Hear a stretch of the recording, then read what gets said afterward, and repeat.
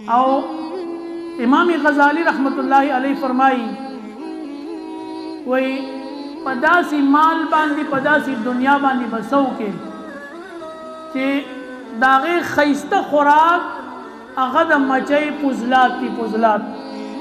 غبینای مچۍ چې کم سخوالی او کې نو هغه ته مونږه شهد وای دا مونږه خپل خوراک دی او وای د بهترینو نه بهترینه کپڑا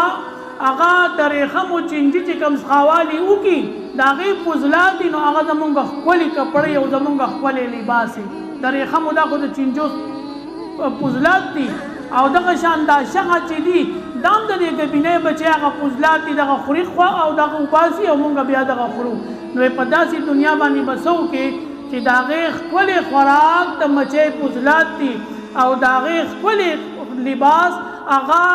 د چنجي پوزلات دي او وای چې په حلال باندې وګټي نو جواب باور کې دنیا چې په حلال غټي نو حساب کتاب باور کې او چې په حرام باندې غټي نو داغه سزا به سکے نو چې داسې دنیا د نو پدې کې خپل ژوندۍ تیرول او دا خپل ژوندۍ پدې کې ختمول دا اسی پاگلتوب دی او جهالت دی زما عزتمن د مطلب دانه دي چې دنیا غټل خشه نه دی ندی غټل پکار نه په داسې طریقه دنیا غټل چې الله ناراضه نشي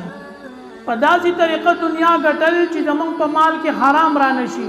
په داسې طریقه دنیا غټل چې موږ د مال حق په صحیح طریقه باندې ادا کو او په داسې طریقه باندې مال غټل چې موږ د الله د عبادت نه من نه کی بیا د الله نعمت ته او کچری د مال د وجې نه موږ نه الله خپه کیږي موږ په حرامو کې مبتلا کیږو موږ په ناجایزو کې مبتلا کیږو زموږ په عبادتونو باندې اثر انداز کیږي نو بیا د الله امتحان دی او عذاب دی بیا ځان ساتل پکار دی الله دې په ښه شان زموږ د قرآن او د حدیث مطابق د عمل توفیق راکړي واسطه